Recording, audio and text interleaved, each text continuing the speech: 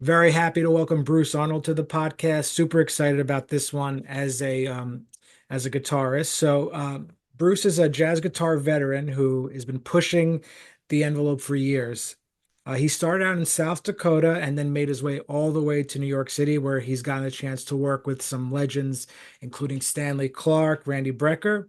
He's known for mixing quite a variety of styles into his jazz, and he's actually one of the few guitarists using SuperCollider. Also, a very, very accomplished educator as well, having taught at New York University, having taught at Princeton, training some of the future generations. Also, the author of a tremendous amount of books. Bruce maybe can clear that there's some speculation. Some places say hundreds, some places say 60. So we'll get into all that as well. Bruce, thank you for being here. Yeah, thank you for asking me. I'm looking forward to it. Beautiful. Bruce, you've been in this industry for a very long time. You've gone through, chances to teach at these wonderful universities and perform for, the best audiences. Being a jazz musician is a mystery, not even to people who look at jazz musicians, but also to jazz musicians themselves. Any common misconceptions about this life? Some things maybe you wish more people understood what it was like to be a jazz guitarist? Well, I think there's so many different types of jazz out there that, some people will think that, playing jazz standards like, the Tin Pan Alley tunes that were in Broadway musicals and stuff is what jazz is. But then there's, jazz fusion. And, you have, we just talk about guitar players, people like Mike Stern and others like that are playing, more with a rock style, but also obviously can play over changes. So I think one of the misconceptions is that people don't realize that it's a very wide field and lots of different types of players. Also, there's the free improv side of it too, which I'm pretty involved in. So that's a whole nother genre within the genre. So The are you you're talking about more 12 tone aesthetic when you talk about. well, it could be, but for instance, I do a lot of free improv with this singer Judy Silvano. Sorry, I just played at Silvana last night, so I'm mixing up the name. Um, and her husband is Joe Lovano, so we play a lot. We just had a new CD come out, but it's all free improv stuff. And depending on the people I'm playing with, some people don't even realize that it's free improv. Like I have even the stuff with Judy, but also, sorry about that. Get you back here. But also, people like um,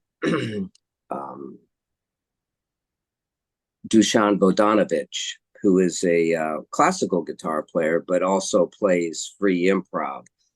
Now, just the reason I bring him up is because, first of all, he's one of the best musicians I've ever played with, but he's written over 1,000 classical compositions for guitar. Okay. I mean, you talk to any classical guitar player, they know this guy. All right.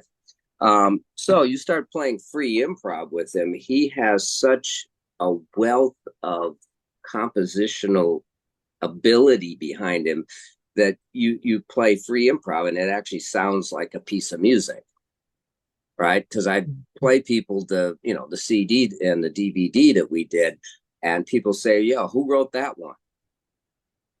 You talk about all these different, there's sort of, I guess you could say, dichotomies of jazz when you mentioned, fusion and free music. And you've had such a, I've been following your career for quite some time. And jazz has very deep roots and it's constantly changing. So do you think the way you sort of improvise freely would be, maybe creating something new with so much history, your approach with maybe, the 12 tone type stuff? Oh yeah, that comes into it a lot.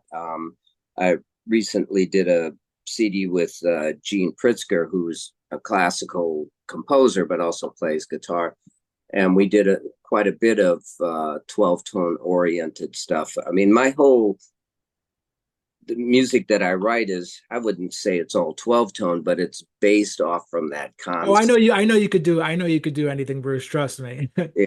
No, but I'm just saying some people think that, 12 tone is just one specific thing. You got to play all 12 notes before you play anything else. Sure. And, you can do that, but you can also, there's all these kind of other ways that you could organize it just by playing, I don't know, play six notes for a while and then play the other six notes for a while. It's not really 12 tone, but it's based off from that. Um, if you take that kind of concept and spread it out a little bit, you can come up with some very beautiful stuff that people would either that might be 12 tone or just based off from subgenres of that, can be very beautiful, because a lot of people think of 12 tone as fingernails on a chalkboard, or a cat walking across a piano keyboard. But and it can sound like that if you want, but it can sound like a lot of other things. And I think that's one thing that definitely people, even advanced musicians, don't realize how diverse you can be with that concept. Absolutely. And let's talk a little bit about more just, the guitar in general, because like I saw a picture of you playing on a double neck guitar. I Mhm. first became exposed to your music watching you play in a trio video, some swing with Tony Marino. And you're so deep into the guitar. If the guitar could talk, how would the guitar describe your relationship with it, you think? Well, sometimes it's very good and sometimes it's very bad. Depends on whether I can play what I've written. I mean, that's one of the problems is I'll write something slow, right, and I can play it. But if I need to play it fast, it's like 3 months of working on it before I can actually play it. But um, yeah, I'm to all kinds of different types of guitars too. If you looked on eBay, eBay, YouTube, you would find, I play some lap slide guitar. I'm working on a CD right now with Judy Savano where I'm playing lap slide acoustic guitar. But I'm just saying, what I'm saying is I'm into all kinds of, guitars, acoustics, steel string, nylon string. Uh, you No, know, that's great. And Bruce, I also wanted to ask you, every musician has, that moment in their life where, it always starts as something either maybe our parents involve us in or something we're interested in early as a child. When was it for you that you knew there's something about this that I know I'm going to make my career in music? Did you have any specific like eye-opening moment? well, I mean, I started off playing the accordion. So, and then the Beatles came out, and I don't know if you noticed, but they weren't playing accordions. No, definitely not. Yeah. So that's what, and then, my mother, I come from a fairly poor family. So my mother wasn't about to run out and buy me a guitar until I ruined all the brooms and the tennis rackets in the house playing, so anyway, so that's when she traded in the accordion for a guitar. And then in high school, but in South Dakota, you might not think there was that many great musicians, but my cousin David Wood and his friend Mike Miller, who's actually a very famous guitar player, has played with Chick Corea and all kinds of people. Those were the people I was influenced by when I was in high school, and I just thought playing music was just so much fun, and I just it was the only thing that I could think of that I liked. So that's why I decided that's what I'm going to do. And I had a lot of deficits as far as my ability, because first of all, this is back in like the early 70s, and there was no internet. Trying to learn stuff was very difficult. But anyway, I ended up at Berklee, and I just happened to show up at Berklee when just about every guitar player known on the planet was there. course, that totally flipped me out because I was like, what the hell happened here? It's like, so I just shedded for, crazy amount of time just trying to get myself up to something close to the ability that, Mike Stern, Bill Frisell, Pat Metheny. I mean, these are all the people that were around at that time. So that, that took a lot of work, but it also is one of the reasons why I've written a lot of books, because I had that problem that I couldn't get good educational material. I mean, now you can get a lot of educational material through YouTube or whatever, but I'm not saying it's all good, but you can get it. So anyway, that made me want to write books so that people in Nepal or Malaysia or whatever could study this stuff too, because I was very lucky. I've been very lucky to play with really great musicians, but I've also been very lucky to have teachers like Charlie Banacos and Jerry Bergonzi and Mick Goodrick. All those people were in the Boston area at the time that I showed up. And, that was, really Yeah, made I all. mean, I know that when people got to study with Charlie Banacos, it was, it was really, truly, truly a privilege. And when and I totally also understand what you're talking about. The environment is at Berklee. People ask me what Berklee was like, and I say, well, I went on they lock you in a room with 50 guitar players audition week. I saw what was there, and I locked myself in a room to practice for 4 years. So when you studied with Charlie at that time, when you were at Berklee, was he at Berklee at the time, or was it outside of? No, no, I think he was briefly there, but mostly he wasn't. But Berklee was very influenced by him, a lot of the courses and material. I wish they were a little bit more influenced, but still it was, yeah, he was in a class by himself. I mean, it just, Yeah, Charlie, he was tremendous. And what did you, if you could take one lesson from Charlie that you've carried on with you throughout your career, what would you say that would be? I would say that was the first 5 minutes of the first lesson where he said, "You're all fucked up." Right. Now, I had been practicing 10 hours a day for a long time, right? For somebody to tell you you're doing everything wrong, that's pretty deep, you know. So yeah, I wasn't hearing correctly. I wasn't using the right techniques to hear. My um, my technique on the instrument was all messed up. Um, you know, so uh, those were the two main things. Uh, so that took years to fix. I mean, you can't just I had thousands or tens of thousands of hours of playing the wrong way and hearing the wrong way. So it took a very long time for me to stop doing what I was doing and start doing what was the right thing to do. Um, yeah, so that was the main thing. I mean, also just his whole way of organizing music was just fantastic, and a lot of my books are organized in that similar type of way. Yeah, how many are there? To be exact, or around how many are there? There's over 300. Over 300. Okay. Yeah, yeah. It's just some of the material, like bios or whatever. I just haven't updated them. Originally, I had around 60, but some are very involved, and some of them are just like one little concept. You know what I mean? So some books took 6 months to a year to write, and some books took a week. I Well, also have the ability to use SuperCollider, which if let's say I wanted a rhythm book with every possible rhythm that could be made with eighth notes, quarter notes, and rests, let's say. I could just plug that into SuperCollider and it would just print it all out for me. yeah, So no, that's great. I mean, you talked about the educational component that's out there. A lot of people are have things that are accessible to them, but they may not be the best thing for them.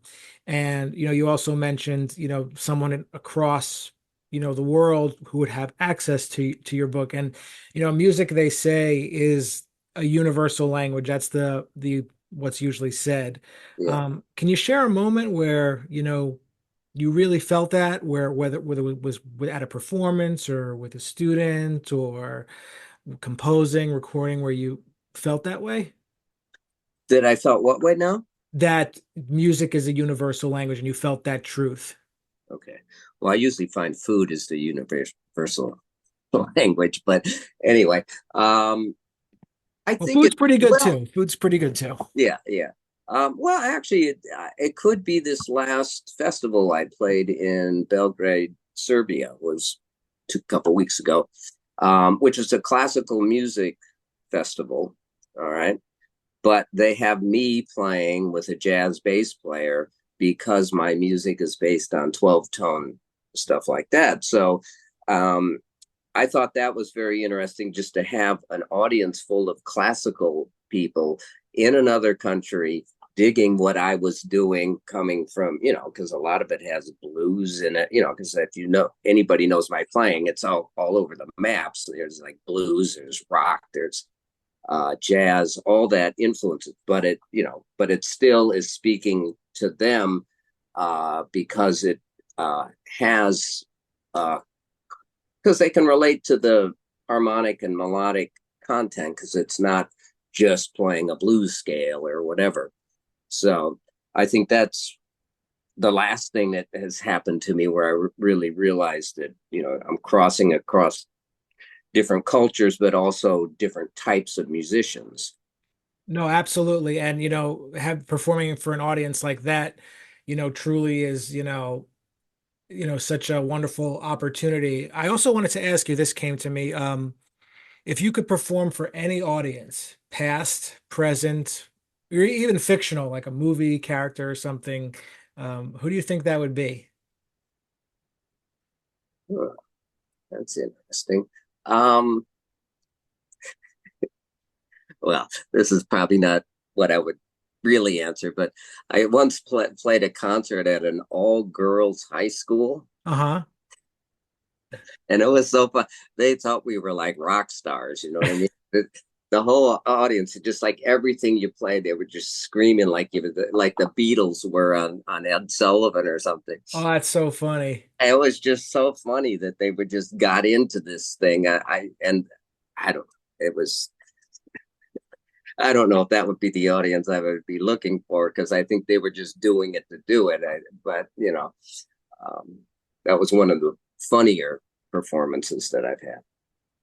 I mean, because I think John Coltrane would have, greatly, appreciated your playing and your approach, and that's I thought that might have been that's what when you were going to answer that, that's what came to me. Yeah. Well, I think a lot of musicians appreciate what I do, but it's also what I do doesn't fit in with what a lot of people do, right? So But as long as you're doing what you want to do, that's the most that's important thing. and I realized that even when I started doing this way back in the early '90s. Um, yeah, I'm just doing what I love to do. So, and I've just been very lucky to be able to do it. Absolutely. And we still, you go on this journey, and there's always inspiration that comes in from a lot of different places. Are there any recordings, records, or videos that always keep inspiring you? That have been like something you've been inspired on for years and years? Well, I started off playing blues, so Johnny Winter was very inspiring for me. Um, and then when I got into jazz, people like Wes Montgomery, but also all the musicians that were in Boston. Bill Frisell really influenced me getting into electronics, which ultimately led to SuperCollider. Hmm. So Mike Stern influenced me to, yes, you can continue to play your rocks and blues stuff, but you can also put that into jazz. You know what I mean? Mick Goodrick, who's just the most amazing comper or player of chords really influenced me starting to look at different ways not to play chords, not just play, the stock voicings that you'd learn at Berklee, right? So there's just a lot of musicians. Joe Lovano's been very influenced on me, just his whole approach to how to play and be open to anything. And also playing with Joe and with Judy Sylvan. Oh, sorry. Um, whatever I play, they like. Right. So getting to the point where you're playing with people that it doesn't matter what you play, they're going to like what you play, which makes, frees you up to just do whatever and be experimental. So, and I've been very lucky with having a lot of those type of musicians around me, which has made it so that I'm, just very free in what I play and what I do, which Yeah, is, you're almost saying that, when you have the musician support, that it can really free you up, from maybe too much thinking or something. yeah, yeah. Or you feel like you need to play a certain way. You know what I mean? Because I can do that. If somebody said, just play a blues solo, I could do that. Just play a jazz solo, just play a whatever, country. I played country for many years in South Dakota, so I can do that too. But and I could just do that, but I don't tend to just do that. I might play a country lick and then play a jazz thing that I think fits with that, and then play some 12-tone chord. Yeah, and live performances, they throw things at us that we don't expect to happen. There's things that can go wrong. There's things that surprise you. Has anything ever happened in your career, a performance that sort of maybe caught you off guard but then you learned something from in the process? Oh, just about every gig. Every gig. Yeah, I mean, there's always something. I mean, it can be something stupid like the gig I did a couple nights ago. They always had music stands. We show up, somebody stole all the music stands. So now I'm trying to read all these difficult parts and follow a conductor when my head is looking down here. And it's like, what did that teach me? I think I'll always carry a music stand with me. It's just I was carrying two instruments, so it was, because I also have this 6-string bass, which is show it to you. It's pretty cool. Oh, yeah, definitely.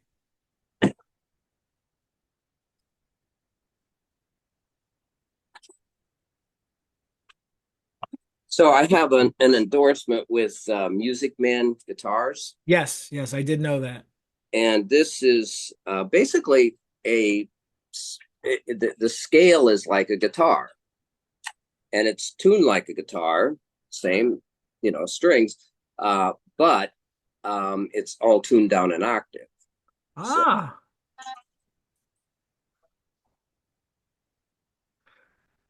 yeah, it's very, very cool, especially up in this upper range. yeah, it's not coming through, but we could see it, the sound. But I mean, is there a video of you on YouTube or something playing that No, specific instrument? actually, because I didn't get this that long. Oh, actually, there is a video. I just played this 2 nights ago, and that will be up on YouTube. I could send you the link once it's put up. Yeah, but the people I was playing with always put it up um, on YouTube. So Yes, yes, if you send me the link, I'll definitely be able to share it on the Facebook page. yeah, it's a very cool Specifically. sound. It's I mean, a lot of people play 6-string basses now, but yeah, And I this like I like how you mentioned that, always have a music stand with you. There was a place I used to play, a restaurant, where they were not very nice. They wouldn't even give me a chair to put my tip jar on. So I bought like a little stool you that compacts almost for like camping out. yeah, yeah. And it's just, we all go through these situations when we're playing that, musicians may not be treated the best they're treated, and there's Yeah, there's sacrifices you have to make, but that's just the journey, I suppose. Yeah, you just never know. If you expect something's going to be one way, and you show up and it's. I remember one gig I did with Joe Lovano and Judy, which was supposed to be in a tent, and it was pouring rain so much that Joe was actually playing drums, and there's like this waterfall behind him, as we're playing. I mean, it was just crazy, but it was supposed to be this, and it was a beautiful tent, and everything was cool, but it was just nobody was expecting it to be a torrential downpour. You know what I mean? Yeah, and it's never what you're gonna think it's what it is. Yeah, And Bruce, I also, but before we wrap up, I wanted to get into to one more thing that I've been kind of curious about because you know you've written all these books and you have such a way to approach the guitar that it's like it almost seems like it's you don't have to if you're a student you're not going to have to second guess yourself. And it's sort of systematical in a way to learning the instrument. yeah, And sometimes growing as a musician means unlearning. And you talked about um, when you studied with Charlie, he told you, you need to stop doing some things. You know, at yeah. at this point, are you still like unlearning things, letting go of things to grow, or you're just kind of, you have your way of doing things. Like how any thoughts on that? Well, I'm always finding new things, but I some of the major, things like technique and ear training and understanding theory and also understanding how theory and ear training go together. A lot of that stuff took me a very long time to figure out how it all makes sense and how to put it all together so that you can be the best musician you can be. So I think on that level, I've kind of got that down. But it took a very long time to get all that down.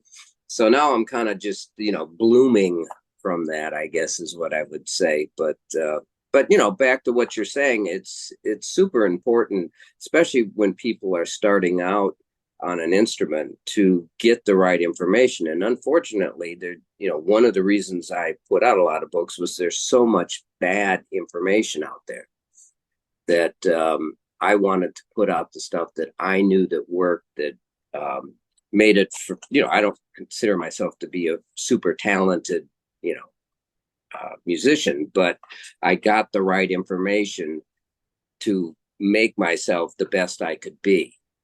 Mhm. You know what I Yeah, mean? no, yeah. I mean, and to give that back is tremendous. And you're someone I've always looked up to, and definitely an inspiration to many musicians out there. So I want to thank you for being here, and thank you for your time. And you're always welcome back on to talk. This podcast is just getting started, so just want to thank you so much for being here. Oh yeah, sure. And I wish you the best with your podcast. And yeah, sure, we can talk again sometime. Thanks, Bruce. I appreciate it.